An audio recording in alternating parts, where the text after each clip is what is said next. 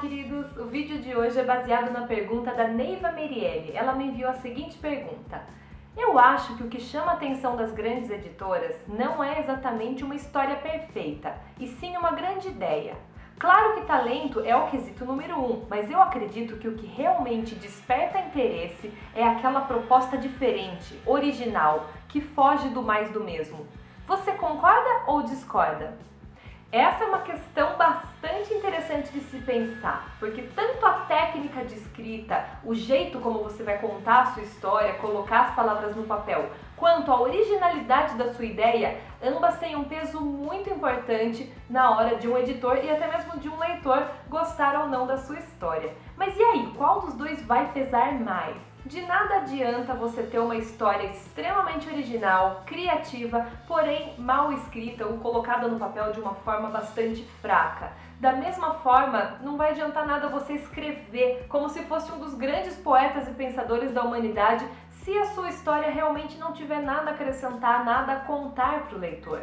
Então a resposta pode parecer um pouco óbvia, mas é justamente o equilíbrio entre técnica e originalidade. E vamos entender um pouquinho como é que você consegue ser original na sua história, mesmo quando ela parece ali tão apegada a alguns dos clichês que a gente já vê por aí. Você pode ser original nas características dos seus personagens, seja do protagonista ou até mesmo de personagens secundários, que podem dar aquele tempero especial à história. Colocar uma mania, um hobby, um vício, uma doença, uma crença, um medo, um desejo. Você pode colocar várias situações, vários elementos que vão deixar o seu personagem não apenas aquela pessoa comum, com uma descrição física e uma descrição que você daria para qualquer pessoa que visse passar na rua, mas que faça o leitor realmente se conectar com ele e dê a ele talvez um tom de mistério, um tom de humor, um tom ali que seja necessário para equilibrar a sua história. Para isso você precisa ver qual sentimento você quer transmitir com aquele personagem em especial,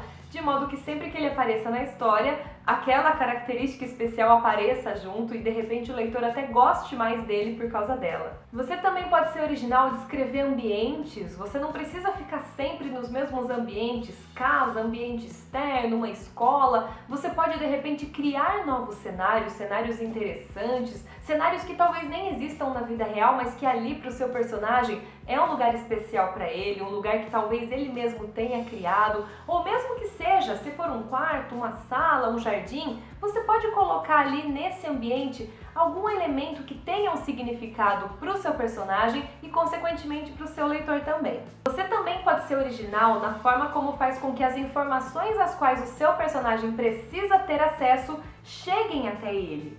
Por exemplo, se ele precisa saber um endereço, de repente você pode dificultar, não precisa ser tão fácil, ele não precisa apenas pesquisar ali num guia ou na internet e encontrar. Quem sabe essa informação estava um pouco difícil e você faz chegar até ele de um jeito bastante inusitado, bastante diferente, quem sabe até mesmo ligando com alguma característica especial de outros personagens da história, personagens secundários, que pareciam não ter nada a ver até determinado momento e quando vemos é ele que vai chegar com uma informação preciosa, com algo que vai fazer realmente a diferença em sua história. Então muitas informações, algo que o seu personagem precisa saber, conhecer, aprender, tudo isso pode chegar até ele, não sempre do jeito mais simples, do jeito mais fácil, como se ele tivesse encomendado aquilo. Você pode encontrar jeitos que não sejam forçados, mas que sejam originais para que tudo isso comece a fazer parte do universo dele em determinado momento da história. Você pode também procurar originalidade no desfecho das situações que você criou, a forma como o seu personagem vai sair de cada situação e também, é claro, como é que ele vai encerrar aquela história. Tome sempre cuidado para não ser super criativo e super original na hora de colocar o seu personagem em problemas, mas na hora que ele vai sair daquele problema, a hora que tudo vai ser resolvido, acontece de uma forma ou muito rápida ou pouco convincente, ou que o seu leitor estava esperando tanto pelo momento da libertação que ele acontece de um jeito bem broxante, não sei. Não aconteça de uma forma que vai ser desanimadora para o seu leitor. Assim, ele estava ali num ritmo, numa energia, conectado com a aventura que seu personagem está vivendo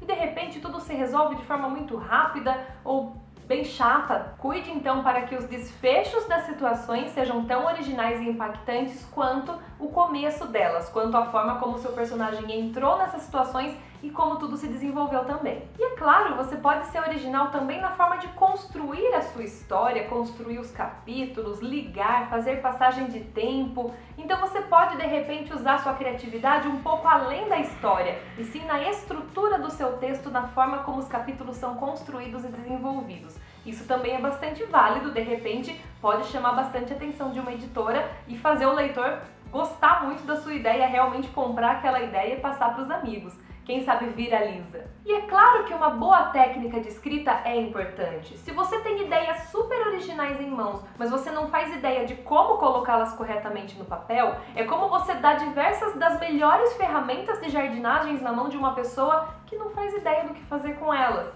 Então é por isso que eu digo, você precisa equilibrar as boas ferramentas, que seriam as suas ideias e a originalidade delas, com a forma como você vai usá-las, a forma como você vai colocá-las no papel. Só não caia na armadilha de você ter uma boa ideia, você já tá com uma técnica ali boa para você começar e você estar sempre adiando a execução do seu trabalho, sempre adiando a escrita da sua história, achando que você precisa se aperfeiçoar, aperfeiçoar, aperfeiçoar. Você pode de repente cair num ciclo de exigência, de autocrítica e de perfeccionismo que vai impedir sua ação. Então coloque no papel do jeito que você pode hoje, com as técnicas que você possui hoje, nem que seja apenas um resumo, apenas o esqueleto da sua história, enquanto você faz cursos, enquanto você lê mais, enquanto você pratica um pouco mais. Mas às vezes a gente pode estar sendo exigente e perfeccionista demais e deixando de agir, deixando o auge daquela ideia passar. Então coloca no papel. Se depois você se aprimorar, se depois você conseguir um pouco mais de técnica, nas suas revisões você aperfeiçoa o que for preciso e sempre vai existir depois também o trabalho da editora em fazer as preparações, revisões do seu texto que vão te ajudar a deixar a história ainda melhor e mais preparada para o mercado. Então a técnica, embora seja importante para que você tenha condições de colocar sua história no papel de uma forma correta, de uma boa maneira, não se preocupe em estar perfeito. Primeiro porque a gente nunca vai ser perfeito, a gente sempre está aprendendo.